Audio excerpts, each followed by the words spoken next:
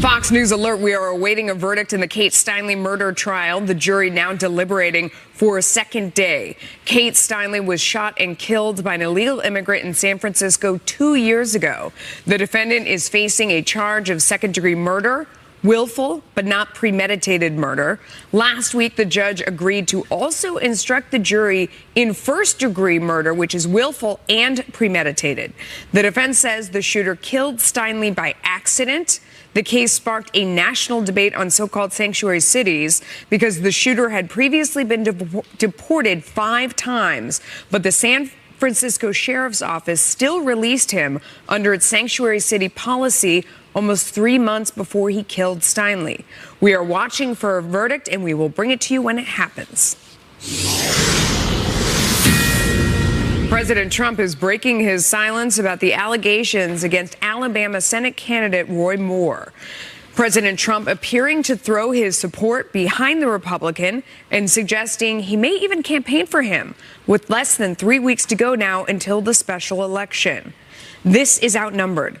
I'm Melissa Francis, and here today, Republican strategist and Fox News contributor Lisa Booth, former national security staffer under Presidents Bush and Obama, Jillian Turner, Democratic strategist and Fox News contributor Jessica Tarloff, and today's #OneLuckyGuy, Fox News contributor and political editor of townhall.com, Guy Benson, and he is outnumbered. Hey, Guy. How are you? Happy Thanksgiving, ladies. Yeah, what a great group. I'm excited to be here with all you guys. Fun crew. It's Thanksgiving Eve, right? Yes. You've got like the holiday excitement, or at least I do. I like that. I think that's sort of new, right? It was Christmas Eve always, but now we have Thanksgiving Eve too. It's like a day. I'm all for it. It's my favorite holiday. Me too. It's I was just going to say that. Also, I'm all into extending holidays as much as we can. Perfect. Great thinking. All right, back to business. President Trump is speaking out for the first time since allegations of sexual misconduct surfaced against Alabama Senate candidate Roy Moore. The president appearing to throw his support behind Moore while slamming his Democratic opponent. I can tell you one thing for sure. We don't need a liberal person in there, a Democrat. Jones, I've looked at his record. It's terrible in crime. It's terrible in the border. It's terrible in the military. But does that mean... Well, he denies it. Look, he denies it. So far, the president has not campaigned for Moore, but that could change. Are you going to campaign for him? I'll be letting you know next week. But I can tell you, you don't need somebody who's soft on crime like Jones. Trump's comments appearing to break with what some top Republicans have said. Both Senate Majority Leader Mitch McConnell and House Speaker Paul Ryan want Moore to leave the race.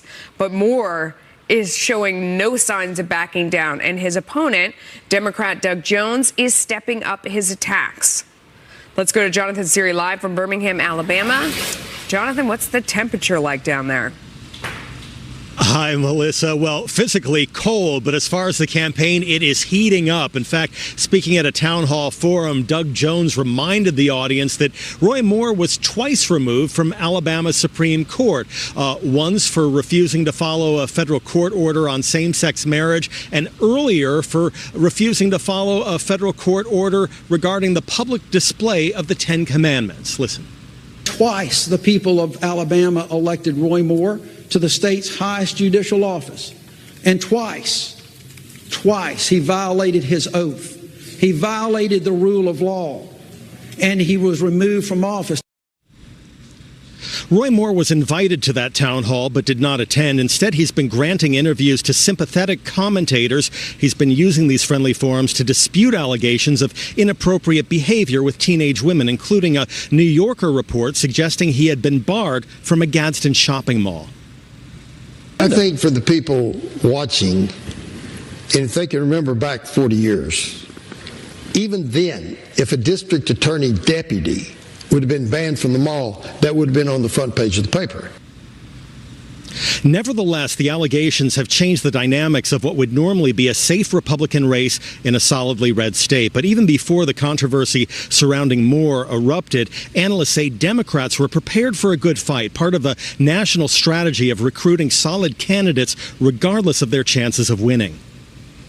Doug Jones was just going to demonstrate how well an Alabama Democrat could do, even though I think most people expected that he was going to fall short. Given the allegations against Roy Moore, that does inject some uncertainty into the race, and it certainly made this race much more competitive. And responding to the president's portrayal of him as being a liberal, Doug Jones said that he's going to let his record speak for itself, and he's not going to let anyone, including the president, try to label it. Melissa? Jonathan, thank you for that. Let's bring it back on out to the couch. Guy Benson. Woo! This is a wild race. It is, and Doug Jones can say he doesn't want other people to characterize his record. I'm happy to do so. He's a liberal, and he's way off to the left for a state like Alabama. He supports abortion through all 9 months of pregnancy. He's weak on the Second Amendment. So let me stipulate, I'm against Roy Moore. I would not have voted for the guy even before all these allegations surfaced, and I find the women credible. But I think it's shrewd, on a political level at least, of the president to push the spotlight back onto Doug Jones, saying, no one is talking about who this man is and what he would do and how he would vote in the Senate. That's the way I think Trump is trying to bring wavering Republican voters in a very red state back on side, even to support someone that they find maybe morally repellent. It's still an important vote, and I think that's what the White House is now trying to angle towards. Whether you agree with that, I made this point earlier on America's Newsroom, whether you agree with that approach morally is a separate question. Politically, this is about the best they can do. Yeah. Jessica, can they succeed in making it about politics instead of about ethics? I think that they can, because they did that in 2016 as well. The Access Hollywood tape came out. Lots of Republicans said, I can't support someone who talks like this. I have a daughter, I have a wife, I know a lady, and this seems really bad. And then people showed up at the polls, and a lot of them had even told people, I'm not voting for Trump, and then they pulled the lever for tax breaks and for a conservative Supreme Court justice. And that's where I think this argument really lies. There have been a number of articles, which I'm sure we've all noticed, about how Trump is very quietly packing the courts. He's made a lot of appointments that have flown under the radar. We had Gorsuch, which everyone was paying attention to. But federal courts are moving in a distinctly conservative direction. Quiet. I mean, I think they're talking about it. Well, we're talking about Roy Moore and now LeVar Ball and things like this, and tax reform, rather than focusing on this. And that's where you can get voters and just say, for the next 50, 60 years, we want to ensure that we have conservatives on the courts. Doug Jones is morally reprehensible to you. So is Roy Moore. I think saying, oh, he denies it, as if anyone who did molest a child would say, yeah, I did that, but no biggie, is ridiculous. But Donald Trump has had difficulty on this issue throughout the campaign and throughout the presidency. So, Lisa, yeah, does this make it, is it possible to make it about politics? I mean, Jessica brought up the point of the last presidential election. I knew more than a few people who thought both of the candidates in the last presidential election had some moral challenges in terms of what they had done and what they had put up with in their life. And they decided to vote based on politics and sort of hold their nose on whether they agreed with the persons, the way they led their life and all that sort of thing. Is this case, though, too severe to be able to make it just about politics? Well, that's a decision that the Alabamians are going to have to make, because they are faced with a decision. As Guy had mentioned, I mean, there are a lot of voters in Alabama who view the issue of abortion as a moral issue as well. Huge. And so that's the complexity that these voters are going to have to head to Election Day on December 12th, trying to differentiate and figure out in their head. And also, just to add to the complexity of this, you have a situation where President Trump came out, made the statements that he has.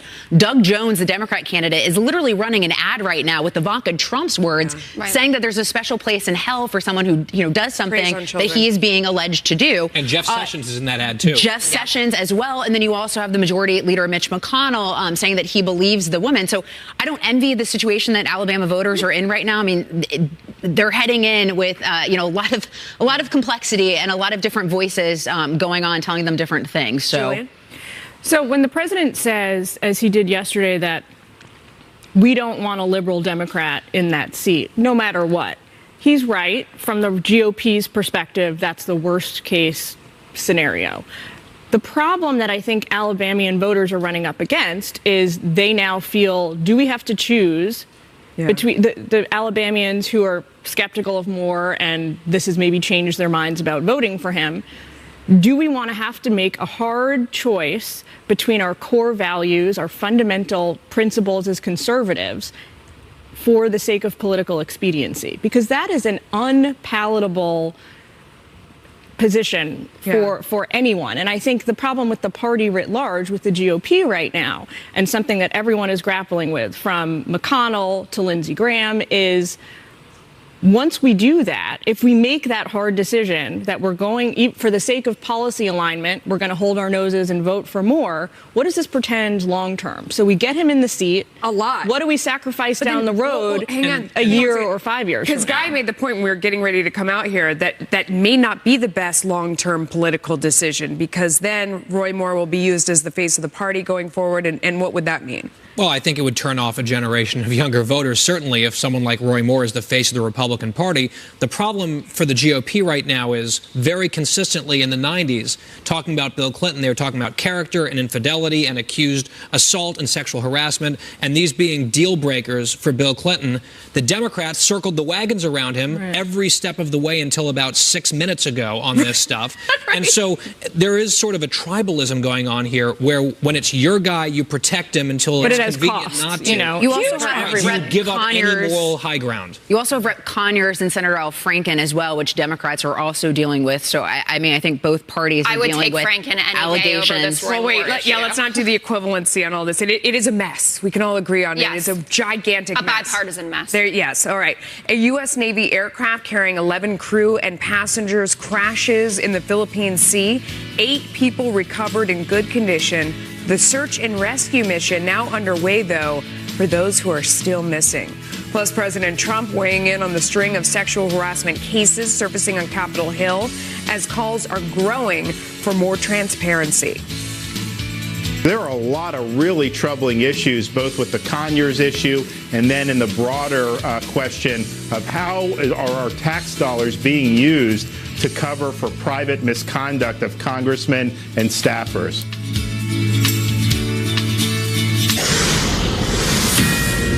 Fox News alert, a search and rescue mission now underway. 3 people still missing after a U.S. Navy aircraft crashed into the Philippine Sea south of Japan. 8 others have been rescued. U.S. Navy officials say they're in good condition.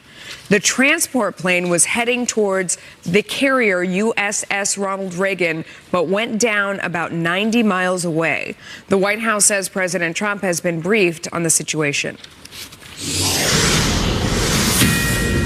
Reports of another accuser now as the House Ethics Committee launches an investigation into allegations of sexual misconduct against Congressman John Conyers. The Michigan Democrat is the longest-serving member in the House and says he will cooperate. He also denies any wrongdoing. According to a report in BuzzFeed, Representative Conyers is accused of retaliating against a staffer who rejected his sexual advances. Now, BuzzFeed is also reporting that another staffer has come forward and accused him of sexual harassment. Guy, I want to go to you first. This is a tough question, but you'll see why in a second. So Conyers said, in this case, I expressly and vehemently denied the allegations made against me and continue to do so. My office resolved these allegations with an express denial of liability in order to save all involved from the rigors of protracted litigation. My question is that a false paradigm? Do you get to pay out a settlement and also claim innocence, or is that a false paradigm? He also claimed that he didn't know about the settlement and then said, actually, well, there's okay, that too. I did know about the settlement after BuzzFeed called him out on the initial lie, which has not led credence to his overall story. So if it was just one woman plus a payout, that seems like maybe something potentially of a tacit admission that he had done something. Right. Here's woman number 2 coming forward with perhaps more to come. So the question becomes for me, now that there are multiple credible women claiming this about John Conyers, what are the rules now? Should he not resign? Shouldn't every Democrat be lining up to tell him to resign, as opposed to just saying there should be an ethics committee investigation, which even Pelosi has called for now? I'm just trying to wrap my head around what the new rules of the road are. Multiple credible accusers against a long-serving Democrat, resign or not. To me, based on today's climate, the answer should be yes, right? And how much money is that going to cost taxpayers? All these multiple ongoing investigations. Lisa, you're shaking. And I wonder if it will be covered even-handedly, despite if you have an R or a D next to your name. I wonder if Democrats will be asked to denounce Rep. Conyers like Republicans are often asked to do. I wonder how interested the Washington Post is going to be in pursuing this story as well, because there seems to be a totally double standard applied to Republicans than Democrats. But on a base level, in the way that the Office of Compliance and the way that these issues are being dealt with, it is rigged against the victims and the allegers. And essentially, you've got 180 days to make a decision about what you want to do. If you don't want to go to mediation, you're basically out of options. The member of Congress is represented by an attorney. Sometimes you're not. If you go through and look at the way that this has been handled on Capitol Hill, it really is a shame and it needs to change. So I think it's important that you have members of Congress offering legislation and these conversations are happening. I think it's important that if we paid for it as taxpayers, Absolutely. that we should know what happened and who was paid out, and we should get all the information for sure. But your question is a great one. What are the rules now? We have no idea. I mean, as all these things flood out, they tend to get compressed into one conversation. Yeah. But none of the situations are the same. So you're sort of like, well, on one hand, we say if voters know ahead of time and then they vote for the person anyway, that's their choice. And they knew about the allegations. But even that seems to be changing. Like, it's just very hard. So, Jessica, the latest accusation against Conyers comes from someone who was formerly his scheduler. Right. Now, knowing the Hill fairly well, as you do, what does that tell us about the allegations? The scheduler to any member on the Hill is normally as important and as present It's your as right like hand the chief of staff. They're equivalent. Yeah, maybe not what, in pay, but they certainly are. These women seem incredibly credible to me, as do all of the women who have been coming forward lately, quite frankly, which is an exciting part of this movement, because women are really having a moment right now. And it's good to see that. I do think that he should certainly offer his resignation. I think it is important to let voters decide about these things. But these vehement denials with the settlement, it always looks a bit shady. But we do know, I mean, certainly Melissa is a business reporter, these things happen in corporate environments all the time, because they don't want 2 years of litigation that's going to cost the company millions of dollars, and they want to nip it in the bud for that reason, not necessarily because they were guilty of it. But to the point that you made, Melissa, which I think is so critical, and Jonah Goldberg has a great piece in the LA Times about this. We have so many different variations of accusations out there right now, from butt grabbing to molesting a child. And when everyone gets lumped into the predator bucket, and when you see Harvey Weinstein's photo as much as you see Al Franken's photo, as much as you see John Conyers' photo, it really does a disservice, I think, to the women and to the discussion about how we're going to treat this moving forward, because we do need protocols. We do need some sort of system. I certainly do not envy the person who has to be in charge of the bucketing to say this is the punishment if you do X, Y, and Z, and this is if you do that. But we need to do it. All right. Well, meantime, President Trump says it's now time to name names on the Hill. Which lawmakers are involved in sexual harassment settlements on the Hill? Do you believe Congress should release the names of lawmakers who have settled on sexual harassment claims? I do. I really do. I think they should. Now, Republican Congressman Ron DeSantis says he plans to introduce a bill that would unseal all of those records and prohibit taxpayer money from funding payouts for congressional misconduct. People need to know, why is their money being paid out for these settlements? And it's not all sexual harassment. There are other claims that are made under this system. So we need the transparency for that. I think that'll be very good. And then we have to bar tax dollars going to pay for effectively private misconduct. So this comes on the heels of revelations about the federal government's Office of Compliance, known as the OOC, which we have learned has paid out $17 million in taxpayer money over the past 2 decades to settle sexual harassment lawsuits and other types of workplace violations. I want to go around the couch quickly and kind of get a yes/no, just to juice up this conversation before we dive deeper. Is this good or not? Do we want to name names? Yes. Yeah. Yes? 100%. Yes. Yes. So I'm a yes, too. So we're all in agreement on that. I think that would be a fantastic first step. Transparency is always a first step when it comes to reconciling past misdemeanors. Especially when it's our money. Of course. Well, it's the key, which is what the point Melissa was making earlier. When it's our money, we deserve to know, and we deserve to know going forward.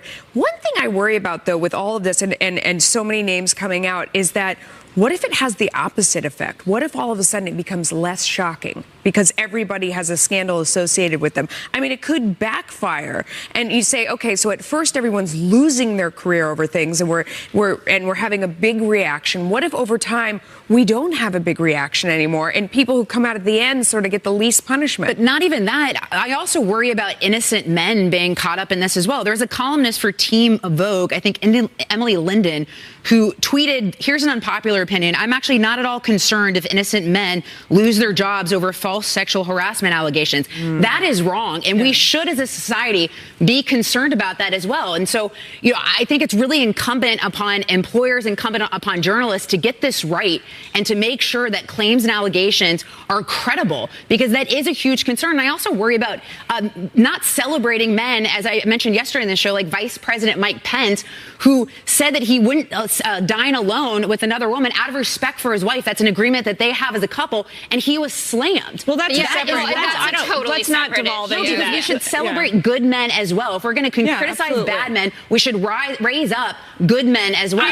Here's the problem. Not every man is bad. That's correct. It dawned on me yesterday while reading some of this stuff that it's sort of like the Salem witch trials in reverse, where someone whispers a perpetrator's name into the wind, and the mob turns on them and then stones them to death. There's no due process. There's people's careers and lives come to a sudden and dramatic end. We can't. Lisa's right. We can't have that happen. At this point as well. Credibility being the key point, and how much evidence is there? How credible is the accused party versus the counter story from the victim, the alleged victim? Back to the point, though, about this racket on Capitol Hill, $17 million paid out in secret over 20 years, some of which was rooted in misconduct by elected members of Congress. It is pathetic. We all went around the couch and, of course, said this should be public. We should know who it is, the transparency, the money paid out, and why.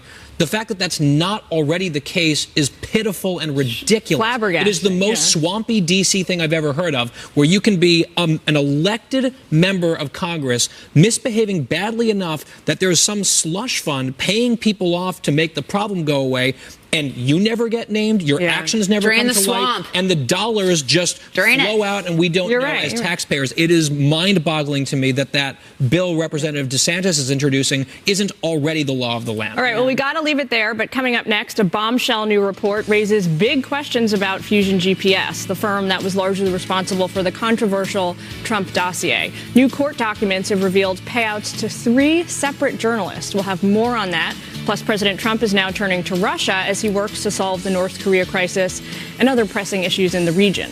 Should he be looking to Moscow for help on this? And is this building a stronger relationship with Russia? We'll debate that too. Stick with us. New questions over how unverified opposition research about then-candidate Trump got into the mainstream media. The House Intelligence Committee following new court documents claiming Fusion GPS made payments to journalists during the height of the presidential campaign. The revelation could reportedly be a breakthrough for House investigators exploring whether the firm used the dossier to feed anti-Trump stories to reporters. According to the court filings, quote, Fusion's specialty is seeding its opposition research into news stories. Therefore, seek records related to Fusion's payment to journalists who have reported on Russian issues relevant to its investigation. This includes, and then we all wait breathlessly and see it's redacted. Fusion does not deny paying reporters, but argues that these payments were made to help the company with research. Jessica, I'll let you go first. You didn't get time last time. It's shocking to me that I was picked first for this one on this couch. You didn't get to talk sorry that we.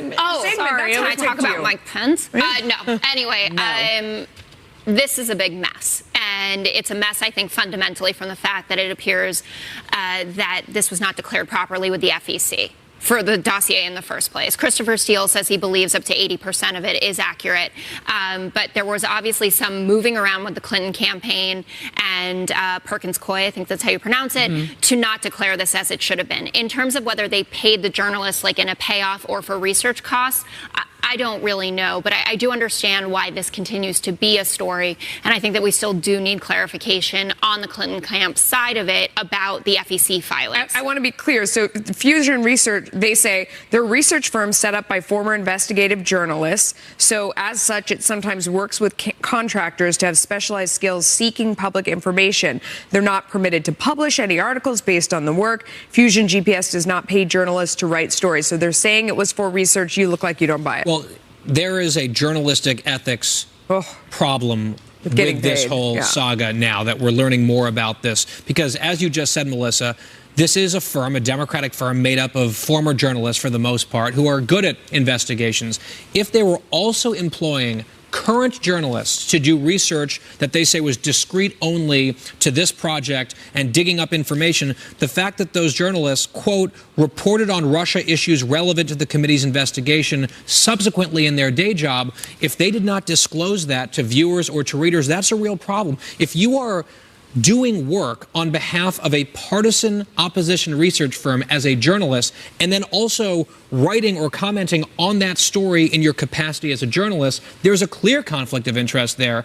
That's why I would like to know who the journalists are, and were they responsible in terms of bringing to light their own potential conflicts here. I would imagine they probably didn't. But to Jessica's point, the reason why this matters is we also know that this was a heavily circulated document. Obviously, it made its round to reporters. It made its rounds to both administrations, the intelligence community as well. There are a lot of concerns that this was used to obtain a FISA warrant as well with an FBI investigation. So I think that's where a lot of the concerns stem of what role does basically the Democrats paying for Kremlin-backed sources on an unverified dossier. Well, it began with Republicans, and we do know that that's been verified. Not the dossier. But Lisa, are you saying that in the investigation, the dossier was treated as more of like a source document or as evidence? What that has been reported of concern is the fact that the FBI potentially had used the dossier to obtain a FISA warrant. So I think that is an unverified document. That is how is that not a concern? That should be a concern to everyone. It's an important distinction because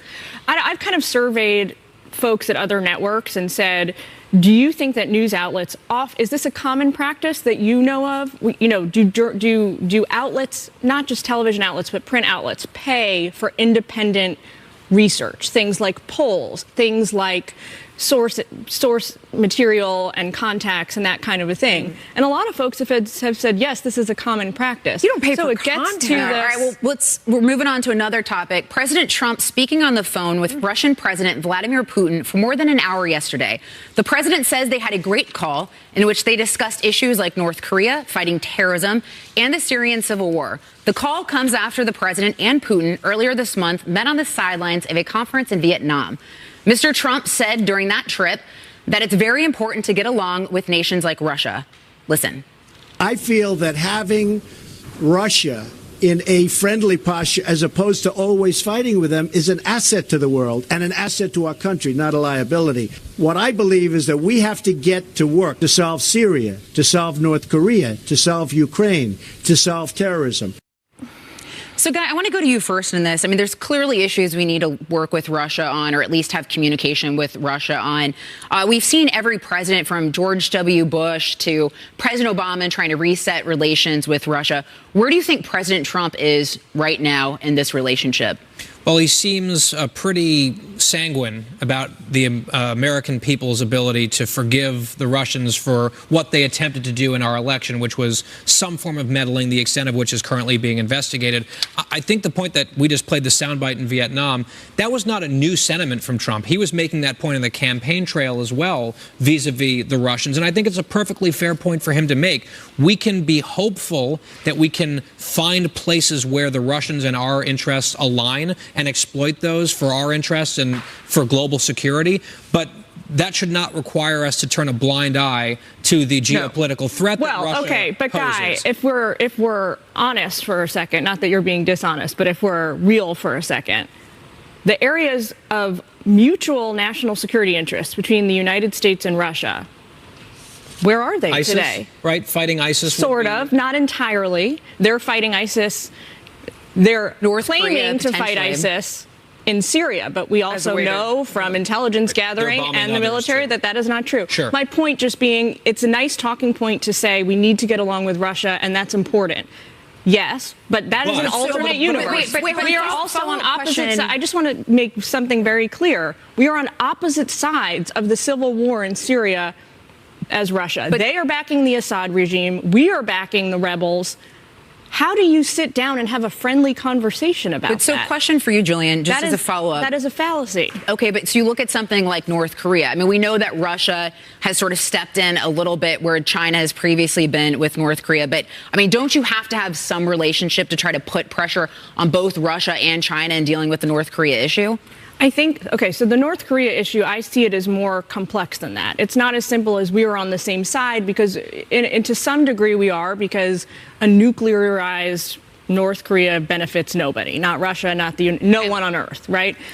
However, I think, and to answer your point more specifically, I'm always in favor of open diplomatic channels. Anytime we can talk to anyone in the world, I'm all about it. When President Obama wanted to talk to Chavez, when President Trump wants to talk to Vladimir Putin. Sure. I want to get Melissa. So, from an economic standpoint, so Russia's been concerned in the Eastern or the European gas market and the United States with gas production of LNG, sort of hurting their position as well. How important is that from the U.S. standpoint and trying to combat or at least contain Russia to some degree? President Trump has done a fantastic job of opening the spigot on oil production, on natural gas, really driving the price down and hurting the Russians where it really counts, because that is their only export and the only thing that they have. So that has been smart. Jillian, to your point, when you talk about Syria, for example, our interests don't align. But in a conversation, there's probably a way to satisfy some of Russia's interest in the area. They want a foothold. They want a place to land in a way that's more palatable to us. Maybe it's not through Assad. Maybe it's some other way. But in the conversation, but we are arming. I know what you're saying, but in this case, there's a civil war raging inside that country, and we are arming and equipping the opposition. We are killing each other's people. So I don't think there's a way to really do that. On other issues like North Korea, yes. All right. Well, could the NFL be pulling the plug on national anthem protests? The proposal reportedly under consideration as President Trump says the idea is as bad as kneeling. What this is all about coming up.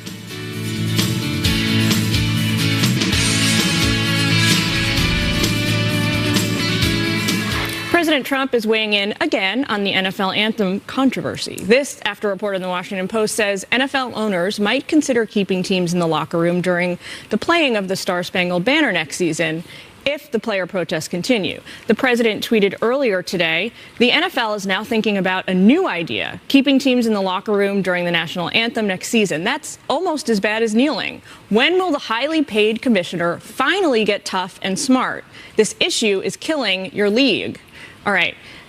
Quick question, Guy. Football is the one with the ball. It's not the round ball, right? It's the brown ball. It's a soccer. It's played on the ground. Okay. Yeah. All right, Jessica, I want to go to. Thank you for clarifying. Jessica, what do you think about this as well? Does this solve the problem? Sports. Keeping everyone in the locker room for the national anthem? No, I don't think so. And like we saw with the Pittsburgh Steelers game, when the one veteran came out and stood for the anthem when they were being held either in the locker room or in the tunnel beforehand. People do want to participate in it if they want to. And people also want to kneel publicly if they want to. And I think that that's important as well. If we respect the First Amendment rights to do this, and I know the NFL is a privately owned league, so they can fire people, for instance, because they just don't like what you're doing.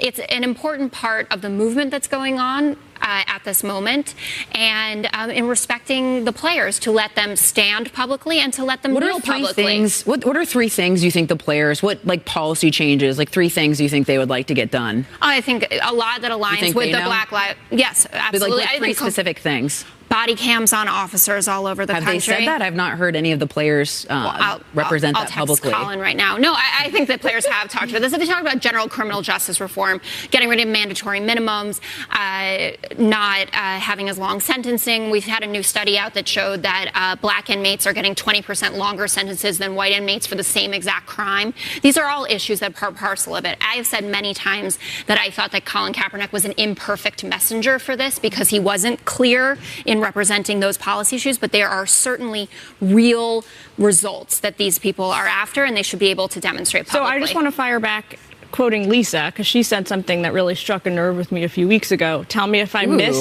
paraphrase runs you. deep. You're still on. If the flag and the anthem doesn't unite us as Americans, then what unites us? If those things divide us, what unites us? I guess the First Amendment.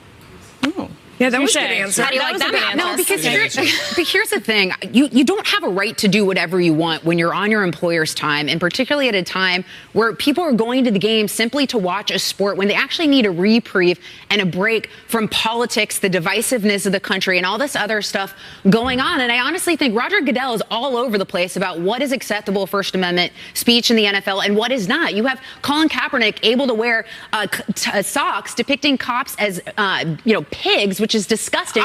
It is disgusting. But yet you have a Tennessee player who can't wear cleats commemorating and honoring the fallen of 9/11, or you have the Dallas Cowboys can't wear a helmet and decals honoring the slain Dallas or police officers who were actually protecting the rights of Black Lives Matter's ability to protest. So, Melissa, if you use your business hat for a second here. Yeah. Is what Lisa said, is that right? So what Jessica said, is that right that this is a private organization?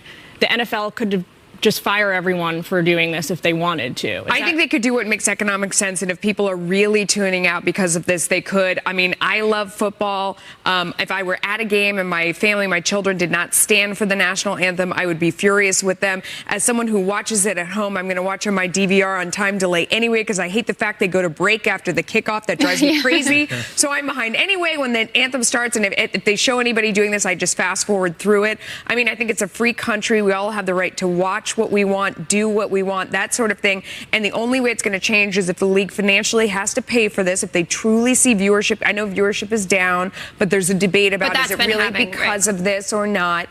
They'll make a decision based on the finance of it. But at the end of the day, as much as I disagree with disrespecting the anthem, because I do believe it's about our vets, we are allowed to express our opinions. And yeah, so quick question on that point. President Trump has in the past made statements and tweeted, I'd have to pull up specifics that kind of tie the two directly together. Like viewership is way down, ticket sales are way down because of the kneeling protests. What do you think? There has been polling indicating that it is a part of the diminished fan base for the NFL and the lower ratings. It is not the entire story, clearly. The other point I would make about this whole situation with the anthem, this past football week, 6 players knelt in the entire league. Right. 6. So this problem is very minimal, if we want to call it a problem. The phenomenon has dissipated considerably. And I would also point out, I think the team should be on the field standing for the anthem respectfully. The idea that them staying in the locker room is some sort of shocking affront. Until 2009, that was standard procedure. The teams weren't on the field for the anthem. So get out there, stand, hand over heart. That's the respectful thing to do that I would want to see. I don't think kneeling should be a fireable offense, and I think this problem is overblown, especially now. 6 guys out of hundreds of players. I think we can all take a breath. It only shot up to 200 on the weekend that President Trump got involved when he also went after Steph Curry. So let it be. Before that, it was 3 to 4.